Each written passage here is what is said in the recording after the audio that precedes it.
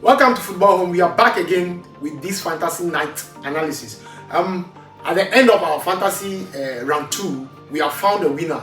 That is Rabiu. Rabiu was able to win this award. He was able to receive his award already. He's enjoying it by now. I'm sure he has enjoyed it very well. Rabiu, we thank you for being the winner for this fantasy. And we congratulate you for being the winner for this fantasy football. Anyway, we want to quickly take a look at his team and let's see how he managed to win this competition, the round 2 competition.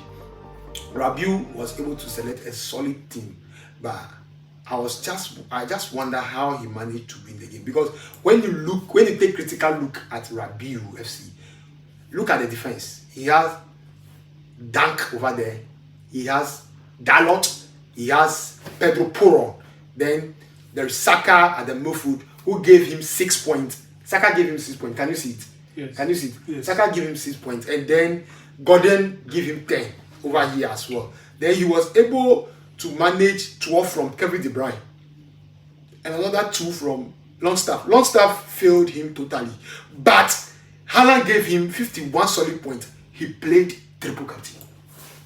Do you see the thing right here? Yeah. He was able to launch his triple captain and he was able to get 51 points. So that's 3 times of whatever points Haaland gets. That's why I'm sure that is why he was able to win. But he won by only 1 point again. He won by only 1 point. Last round 2, the same thing happened. The winner won by only 1 point. Do you see it? Then as for the bench, his bench, you will see that there is nothing better over here. Walker is not playing. We don't know what is happening to him. And then we have Suchek was able to give him 8, but he was on bench. At the end, he also had Welbeck over there who gave him points. Watkins is continued to fail, my brother. Watkins, what is the problem? Watkins, I have Watkins in my team. He continued to fail us. What is the problem with Aston Villa? Or is it because of? I don't really understand why Watkins is not performing well this season. Yeah, I think we don't need any skill to know the player that will perform or the player that will not perform.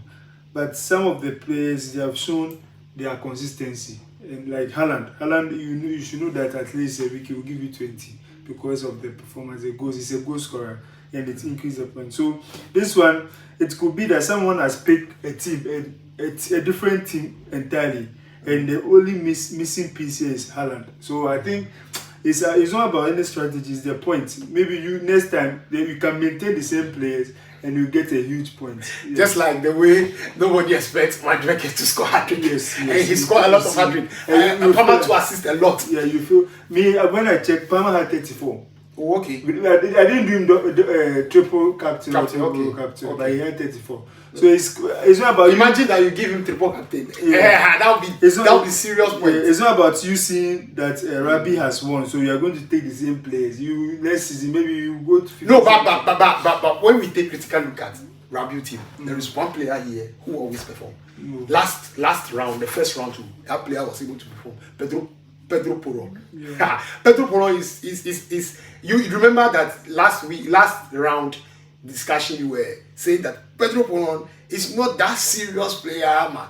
But you know, when they were picking the teams, they look at the teams that have defenders, that are wingers, that comes forward with the ball. And Pedro Porro is there. So when you take a critical look at Pedro Porro was able to manage a clean sheet again.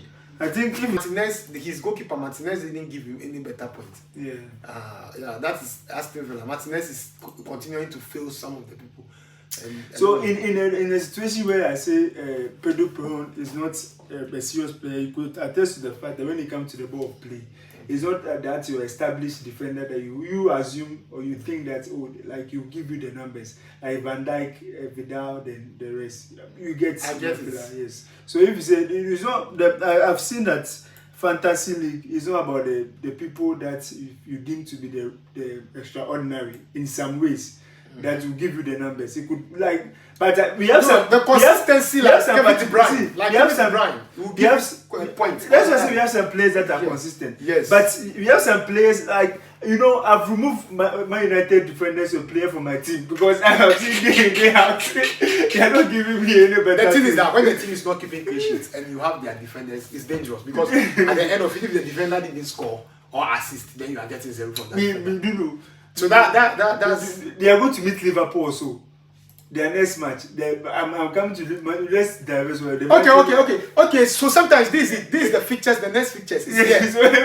So in the next fixtures, whenever they are going to play, it depends on the way you select your players and the team that they are going to face. So next game week, that is game week 3, which will reset very soon. Game week 3, that is where we are moving on. We are moving to game week 3. So the game week 3 we have Arsenal and Brighton. This one, if you have your defenders, you should be very careful. It's a dangerous game. It's a dangerous game, given the fact that both teams are going to score. Yeah. It's likely that both teams will score, but the chance of goals flowing in this game is huge. It's huge. So you definitely have to have the strikers. If you have players in both teams, you like the points will be shaking small. Like you will not like Southampton, Bradford will perform. The Brentford should perform against Southampton. These teams are. So you let's go to the more important one, like West Ham, Man City, like the attackers. Oh no! For Man City, to me, Man City, for example, those people who have Haaland will never fear anything. Yeah, because he can score. He scores in every game. If the big teams are there, even if he cannot score, cry. If it is one cry, he get them the point. You understand? That is what Haaland, in any day, any time, you always have Haaland in your team. Most of them have Haaland. Those who don't, if you study critically, see, those who don't have Haaland in their team have a strong midfielders. They actually use the money to buy strong midfielders. And then you see their midfield are very strong with Salah. Especially those who don't have Haaland mostly go for Salah. Yeah.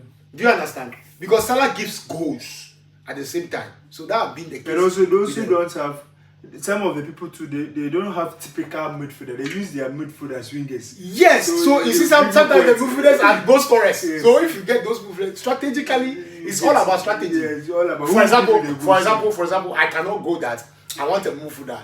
Then I will say that, oh, who will I take? Let's say Enzo. At Chelsea. Because Enzo is a good midfielder, but he's not going to give you. He's not going to give you the point. But when you look at some of the midfielders, like Gordon is not, to me. Gordon play as a winger, wing forward. Saka is a winger. Saka is a winger, but they are all consistent. They all see them as midfielders. And midfielders, when they score, it's 5 points. It's clean. When they score, it's 5 points. You see, so a little effort from them, they will give you the point. The guy who really had the Wicked FC by Final Sarkoloni. This guy actually was able to masterclass some this thing, and he's having Raya, and then he has Gusto. Gusto gave him 0, given the fact that Gusto conceded 2 goals and then yellow card. So that is minus. Do you understand? And then Pedro Porron is still in this guy's team. It's like everybody's having the Pedro Porron. So I have Pedro Porron? Pedro Porron is consistent. I think I don't have Pedro Porron. He's consistent. But he's consistent. And he's a defender, so you give you this point all the time. Kevin De Bruyne is here, as usual. They have Kevin De Bruyne. And this guy have Wicked FC have Kevin De Bruyne and have Luis Diaz. But don't have... this guy, he was able to get this guy, Gibbs. How many goals did Gibbs score? Let me check. Gibbs was able to score 1 goal, keep clean sheet, had 2 bonus. So in all, he was able to clinch 10 points for him. This is nice. But he didn't play. He didn't play the triple captain. If he had played a triple, it would be like 1. You win. Something. You would have won. A triple captain from him, you win there. You would have won the. Wicked FC. You can try. I know you have done very well, but the winner is Rabiu.